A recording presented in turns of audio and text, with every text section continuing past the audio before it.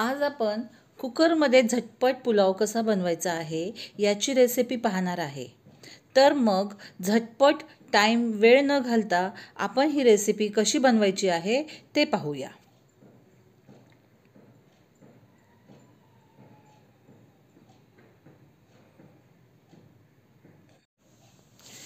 सर्वात प्रथम मी इथे 2-2.5 वाटी तांदूळ स्वच्छ धुवून घेतलेला आहे. मी इकडं बिर्याणी राईस यूज करत आहे, बासमती बिर्याणी राईस. हे प्रत्येकाने आपापल्या पद्धतीने तांदूळ हा पसंत करायचा आहे. त्यानंतर मी इथं red bell pepper, yellow bell pepper, जी ढबू मिरची असते लाल रंगाची, पिवळ्या रंगाची, ते घेतलेली आहेत. इकडं बीन्स घेतलेले आहेत, 2-3 बीन्स घेतला आहे.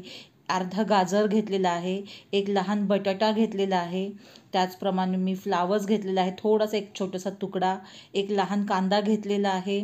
आणि हे सर्व जे आहे ते पुलावमध्ये आपण टाकणार, कारण लहान मुलं तर हे खात नाही. आणि समजा त्यांना आवडत नाही तर कमीत कमी ते जरी पुलावमधून बाहेर जरी काढलं तरी त्याचा जो सूप आहे, त्याचा जो अर्क आहे, तो मुलांच्या आणि जे न खातात त्यांच्या पोटामध्ये जाईल, हा हेतू होता. आणि ह्या सर्व गोष्टींनी तर चव तर खूपच छान होते. तर अशा प्रकारे हे वेगवेगळं साहित्य आपण घेतलेलं आहे. आणि अजून काय काय साहित्य घेतलेलं आहे तर फक्त हेच नाही, म्हणजे बटाटा आहे, बीन्स आहे, तुमच्याकडं हिरवा वाटाणा असेल, फ्रेश पीज असेल तर तुम्ही ते ॲड करू शकता. त्याचप्रमाणे तुमच्याकडे समजा अजून वेगळं काही असेल की ज्याच्यामध्ये तुम्ही पुलाव करू शकता, तुम्हाला आवडतं त्या वस्तू, तर तुम्ही ते ॲड करू शकता. हे ऑप्शनल आहे. तर तुम्ही तुमच्या आवडीप्रमाणे अजून ह्याच्यामध्ये ॲडिशन पण करू शकता किंवा ह्याच्यातनं काही गोष्टी काढू शकता. मी इकडं टमाटा यूज केलेला नाही, कारण ऑलरेडी रेड बेल पेपर इकडं आहे. आता ह्या सर्व भाज्या घेतल्यानंतर मी इकडं बेबीकॉर्न पण माझ्याकडे होते, तर बेबीकॉर्न घेतलेला आहे. त्याचे छानपैकी उभे काप असे करून घेतलेले आहे. कांदा तर मगाशी आपण सांगितला. हे सर्व जे जिन्नस आहे हे सर्व मी पाण्यामध्ये इथं थोडा वेळ भिजत ठेवत आहे, स्वच्छ धुवून घेण्यासाठी. त्यानंतर कोथिंबीर आहे, थोडीशी कोथिंबीर घेतली आहे, 2-3 काड्या मी पुदिना घेतलेला आहे. आणि त्याचप्रमाणे जे बेबीकॉर्न आहेत तर ते मी 1-2 आपण यूज करू शकतो. माझ्याकडे 2 होते तर मग मी ते पण टाकले, कारण ते पण छान, त्याची जी चव असते ती देखील खूप चांगली लागते.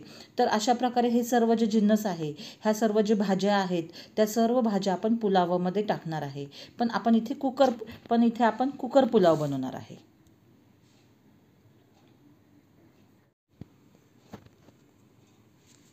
आता सर्वात प्रथम इथे आपण काय करायचं आहे, कुकर घ्यायचा आहे. ज्या कुकरमध्ये 2.5 ते 3 वाटी आपण पुलाव बनवू शकतो. हे तुमचा आपल्या घरामधला अंदाज असतो की आपण त्याप्रमाणे टाकू शकतो.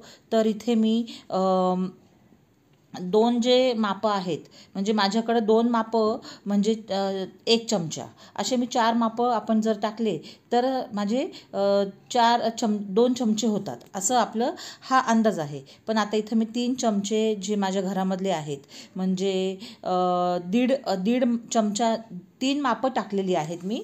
तुम्ही तुमच्या अंदाजाने तेल वापरू शकता. आपल्याला प्रत्येकाला एक अंदाज असतो आपल्या घरामध्ये आपण कशाप्रकारे जे पण काही पुलाव वगैरे करतो ते. तर या छानपैकी तेल गरम करायचं आहे, कारण आपल्याला आता ह्या ज्या सर्व भाज्या आहेत ह्या सर्व भाज्या आपण मस्तपैकी याच्यामध्ये व्यवस्थित तेलामध्ये मिक्स करायचं आहे. त्याच्यानंतर मी एक तमालपत्र तोडून घेतलेलं आहे. त्याच्या तमालपत्राची जी खुशबू असते, जे सुवास असतो, सुगंध असतो, खूपच छान येते आणि टेस्टमध्ये देखील फरक पडतो. 2 विलायची टाकलेली आहेत, मी थोडेसे काळे मिरी टाकलेले आहेत, 2 लवंग टाकलेली आहे, दालचिनीचा तुकडा. हे आपण एकदम कमी प्रमाणात. नॉनव्हेज करताना हा सर्व गरम मसाला आपल्याला जास्त लागतो, पण व्हेज करताना गरम मसाला एकदम कमी लागतो. म्हणजे 2च घ्या किंवा 2च काळी मिरी, 2च विलायची, 1 विलायची टाकेल तरी. तर अशा प्रकारे हा जो गरम मसाला आहे हा बेसिक आहे, की हा नॉर्मली आपण पुलावमध्ये टाकतो. याच्या व्यतिरिक्त जर तुम्हाला शहाजिरे टाकायचे असेल तर शहाजिरे देखील तुम्ही गरम मसाल्यामध्ये थोडंसं 1 चमचाभर शहाजिरे टाकू शकता. याच्यानंतर हे पूर्ण गरम झाल्यानंतर आपण इथे कांदा पहिल्यांदा आपण थोडासा फ्राय करून घेऊयात, जरा तळून घेऊ. म्हणजे खूप असा नॉनव्हेज बिर्याणी, चिकन बिर्याणीसारखं तळून घ्यायचं नाही आहे. तर हे आपण नॉर्मल जे आहे त्याप्रमाणे आपण नॉर्मल आपला कांदा तेलामध्ये परतून घ्यायचा आहे. बघा, छानपैकी असं आपल्याला कांदा तेलामध्ये परतल्यानंतर त्याच्यामध्ये आपण ह्या ज्या भाज्या होत्या, ज्या सर्व प्रकारचे जे जिन्नस होते, ज्या गोष्टी, ज्या वेगवेगळ्या म्हणजे बीन्स आहेत, बटाटा आहे, फ्लावर आहे, गाजर वगैरे जे सर्व आपण आपल्याला पुलावमध्ये साहित्य पाहिजे आहे ते तुम्ही काय करायचं आहे, आता आपण टाकायचं आहे. याच्यामध्ये तुम्ही कच्चे शेंगदाणे देखील टाकू शकता, तुम्ही बदाम पण टाकू शकता, अख्खे बदाम पण 2-4 टाकू शकता, मुलांना आवडतं हे. तर प्रत्येक वेळेस आपण आपल्या पद्धतीने आपली रेसिपी आपण बदलत जाऊ शकतो, कारण प्रत्येक पदार्थ जो असतो ना, तर प्रत्येकाची वेगळी आपली स्वतःची चव असते.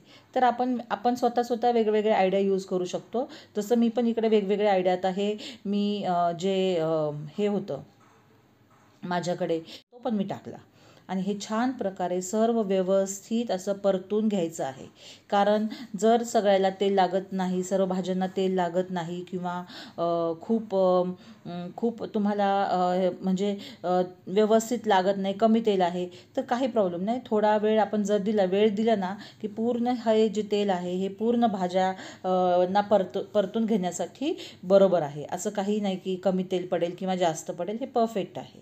त्याच्यानंतर व्यवस्थित आपण भाजलं. अद्रक लसूण पेस्ट देखील आपण इकडे ॲड करत आहे, कारण अद्रक लसूणचा जो स्वतःचा जो एक अरोमा आहे, स्वतःची जी चव आहे ती पण एक मस्तच असते. आणि त्याच्यानंतर मी इकडं मीठ देखील टाकलेलं आहे आणि मीठ मी पहिल्यांदाच टाकलेलं आहे, कारण ह्या मिठामुळं काय होतं, सर्व भाज्यांमध्ये मीठ जे आहे ते व्यवस्थित असं मिक्स होतं. त्याची चव, जी मिठाची जी चव आहे ती पूर्ण भाज्यांमध्ये, म्हणजे पुलाव खाताना आपल्याला भाज्या ज्या आहेत ह्या अशा फिक्क्या वगैरे सपक वगैरे अशा लागणार नाही, तर ह्या मस्तपैकी चविष्ट लागतील आणि कदाचित सर्व लोकांना देखील त्या आवडतील, कारण घरात न आवडणारे लोक असतात ते काढून ठेवतात, पण त्यांना देखील आवडू शकतं. तर हे सर्व प्रकार आपण हे सर्व भाज्या व्यवस्थित मीठ आणि तेलामध्ये परतून घेतलेले आहेत बघा.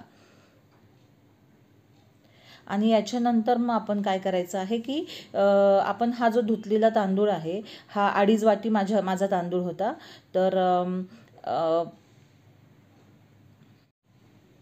हा पूर्ण तांदूळ मी काय केलेला आहे, पूर्ण व्यवस्थित टाकून घेतलेला आहे. तुम्हाला जर हळद टाकायची असेल तर तुम्ही हळद टाकू शकता, पण मी पुलावामध्ये नॉर्मली म्हणजे 90% मी टाकत नाही. कधीतरी असं एखादा वेगळा रंग टाकायचा म्हणून मी हळद वगैरे टाकते. पण आता सध्या तर मी काय केलेलं आहे, हा जो गरम मसाला आहे, हा गरम मसाला जो माझ्याकडं मी नेहमी घरामध्ये करून ठेवत असते, वेगवेगळ्या रेसिपीमध्ये देखील मी यूज करत असते, हे मी टाकलेलं आहे. आणि इथे आपण 2.5 ग्लास जो नॉर्मल आपण जर पातेल्यामध्ये राईस केला तर त्याच्यासाठी आपण जेवढं पाणी घेतो त्याच्या एक माप जे आहे ना ते कमी घ्यायचं, कारण कुकरमध्ये आपल्याला फक्त 3च शिट्ट्या घ्यायच्या आहेत. तर खूप शिट्ट्या पाणी खूप असेल तर खूप भात चिकट होईल. तर कुकरमध्ये करताना एक माप कमी घ्यायचं. म्हणजे माझ्याकडं जर 2.5 माप मी तांदूळ घेतलेला आहे तर मी 3.5 माप मी काय करते की पातेल्यामध्ये भात करताना 3.5 मापाचं टाकते. पण इथं मी काय केलेलं आहे, 3.5 मापं टाकलेली नाही आहेत. आणि या ठिकाणी मी काय केलेलं आहे, तुम्हाला तेच सांगितलं की मी फक्त इकडं 2.5 मापं टाकलेली आहेत पाणी, म्हणजे 2.5 ग्लास जो आहे हे म्हणजे एक माप पूर्ण कमी टाकलेलं आहे. जेवढा तांदूळ आहे तेवढेच मापाचं मी ग्लासने प्रमाण घेते. तर एका वाटीसाठी मी 1 ग्लास पाणी टाकेल कुकरमध्ये. तर मी इथं आता 2.5 ग्लास पाणी टाकलेलं आहे आणि पाणी टाकल्यानंतर व्यवस्थित हे मिक्स करून घ्यायचं आहे. आणि मिक्स करून घेतल्यानंतर 3 ते 4 शिट्ट्या हा पुलाव होऊ द्यायचा. ठीक आहे, 3-4 शिट्ट्या झाल्यानंतर हा गॅस बंद करायचा आहे आणि लगेच पूर्ण वाफ एका चमच्याने पूर्ण काढून घ्यायची आहे.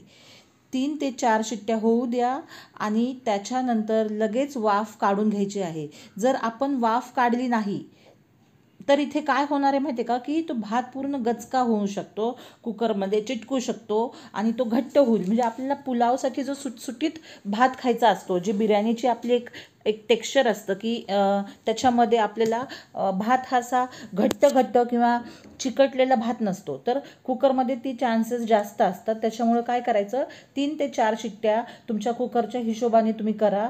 पहिल्यांदा करताना तुम्ही काय करा, एखाद्या मापाचंच तुम्ही करून घ्या आणि 3-4 शिट्ट्या झाल्यावर पूर्ण वाफ काढून घ्यायची आहे. बघायचं आहे, पुलाव पूर्ण वर खाली करायचा आहे आणि परत झाकण लावून ठेवायचं आहे. बस, दॅट्स ऑल. आता इथे बघा 3 ते 4 शिट्ट्या मी करून घेतलेल्या आहे.